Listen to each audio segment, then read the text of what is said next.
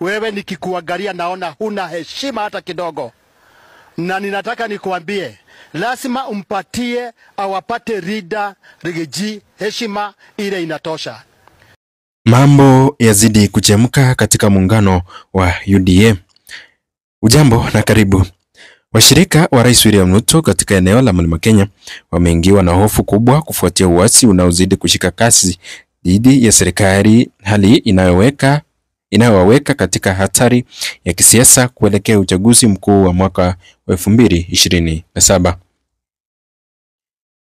Wasiwasi mkubwa umeingia viongozi wa Mlima Kenya kwamba ikiwa Rais William Ruto akiamini kuwa Mlima Kenya hautamuunga mkono kwa muhula wa pili, anaweza kutafuta mgombea mwenza kutoka eneo jingine.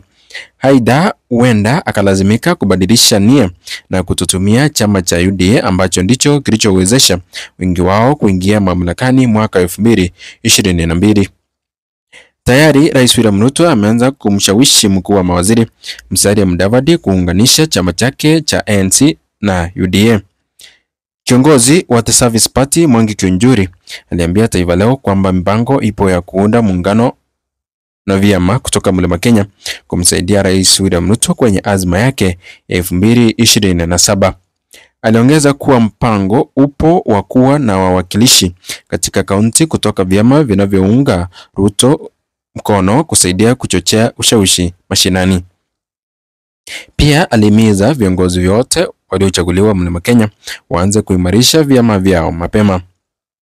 Mwakilishi wa wanawake Murang'a Bi Betty Maina alionya kuwa uhasama dhidi ya rais unaweza kuathiri maendeleo katika eneo hilo hadi mwaka 2032.